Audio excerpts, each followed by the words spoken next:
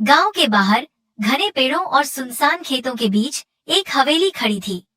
वह हवेली अब आधी जर्जर हो चुकी थी। टूटी हुई दीवारें, जगह जगह से निकले हुए पेड़ पौधे और ऊंची ऊंची घास, जैसे उस हवेली ने खुद को समय के हवाले कर दिया हो। गांव वाले उसे भूतिया हवेली कहते थे। कई लोगों का दावा था कि उन्होंने रात के समय वहां से अजीब अजीब आवाजें सुनी थीं। किसी ने औरत की चीख सुनी, तो किसी ने किसी की परछाई को खिड़की से झोंकते देखा। गांव के बच्चे उस हवेली के पास भी जाने से डरते थे। यहाँ तक कि बड़े बुजुर्ग भी शाम ढलते ही उस रास्ते से नहीं गुजरते थे। लेकिन डर हमेशा ही सब पर काम नहीं करता। कुछ लोग इसे महज अफवाह मानते थे।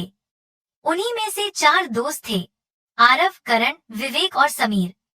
ये चारों हमेशा रोमांच की तलाश में रहते थे। गांव में जब भी कोई डरावनी बात होती, ये उसे परखने निकल पड़ते। एक दिन बरसात का मौसम था। आसमान में काले बादल छाए हुए थे। गरजते बादल और लगातार होती बारिश ने माहौल को और डरावना बना दिया था। उसी दिन दोस्तों ने तय किया कि वे उस पुरानी हवेली का सच जानने जाएंगे। शाम होते ही चारों दोस्त छतरियां और टॉर्च लेकर निकल पड़े। रास्ता कीचड़ से भरा था। चारों हौसते बोलते जा रहे थे, मगर उनके मन के भीतर कहीं न कहीं डर भी बैठा था।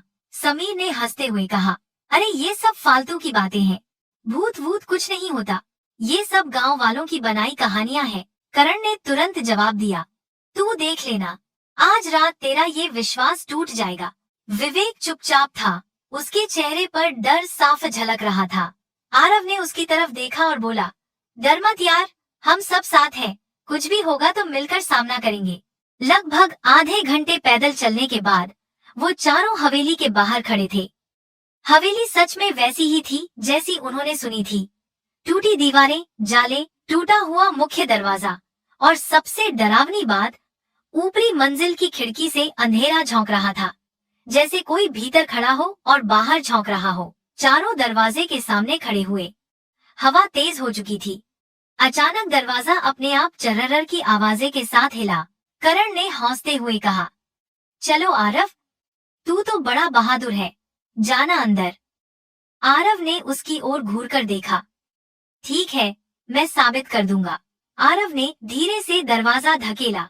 दरवाजा चरमराहट के साथ खुला और ठंडी हवा का झोंका बाहर आया। अंदर बिल्कुल अंधेरा था। आरव ने टॉर्च जलाई और भीतर कदम रखा। जैसे ही वह अंदर गया, दरवाजा धड़ाम से बंद हो गया। बाहर खड़े तीनों दोस्त चौंक गए। उन्होंने दरवाजा खोलने की कोशिश की, मगर वह अंदर से बंद हो चुका था।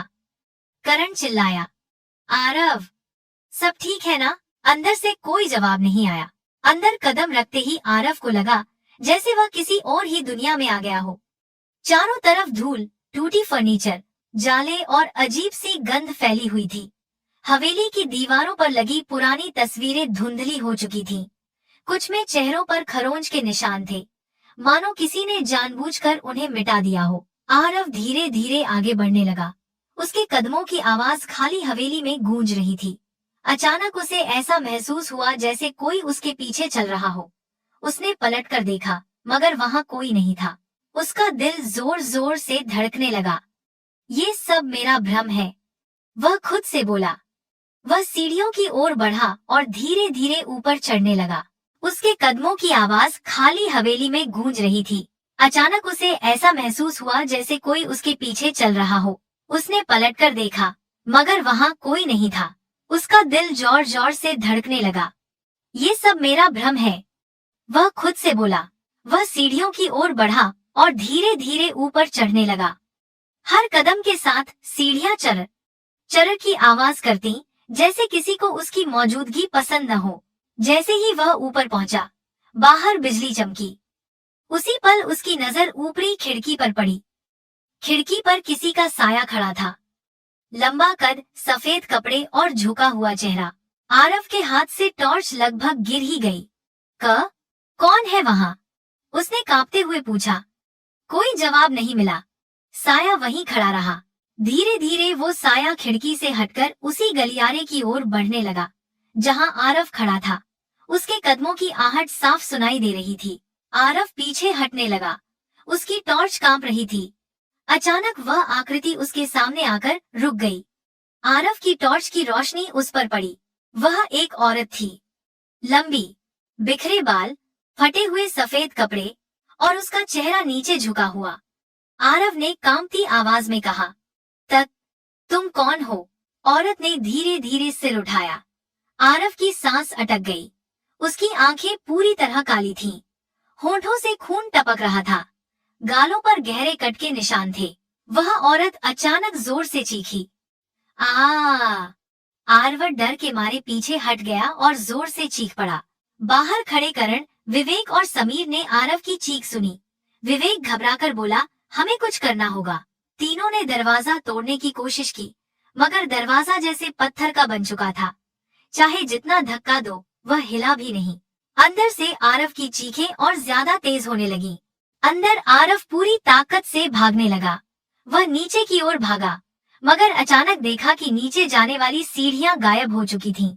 उनकी जगह सिर्फ गहरी अंधेरी खाई थी। आरव चीखा, ये कैसे हो सकता है? वह मुड़ा तो देखा कि वह औरत फिर सामने खड़ी थी। इस बार उसके होंठों पर अजीब सी मुस्कान थी। औरत ने धीमी आवाज में कहा, तुम्हें यहाँ नहीं आना चाहिए था। इतना कहते ही उसने हाथ बढ़ाया और आरव की गर्दन पकड़ ली। आरव ने छूटने की बहुत कोशिश की, मगर उसकी पकड़ लोहे जैसी थी। अचानक सब कुछ अंधेरा हो गया।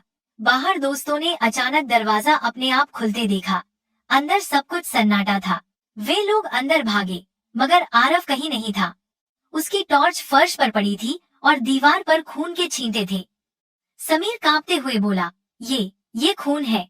करण चिल्लाया, आरव, तू कहाँ है? कोई जवाब नहीं आया। तभी हवेली की ऊपरी मंजिल की खिड़की से अचानक किसी ने पर्दा हटाया।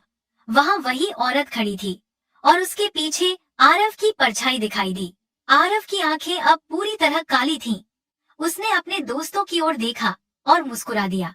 तीनों दोस्त दहशत में भागते हुए हवेली से बाहर निकले। बारिश और तूफान की परवाह किए बिना वे तब तक भागते रहे जब तक गांव नहीं पहुंच गए। उस दिन के बाद से हवेली का नाम और डरावना हो गया। गांव वाले कहते हैं कि अब हवेली की खिड़की पर सिर्फ वही औरत नहीं, बल्कि आरव की परछाई भी दिखाई देती है। बरसात की रातों में लोग साफ सुन सकते हैं। पहले एक औरत की चीख, फिर एक लड़के की आवाज, बचाओ बचाओ, मगर कोई भी कभी मदद नहीं कर पाता। आज तक वो हवेली वहीं खड़ी है, खिड़की से झोंकती परछाइयां उन लोगों की दास्तान कहती हैं जो वहां गए थे और कभी लौटकर नहीं आए।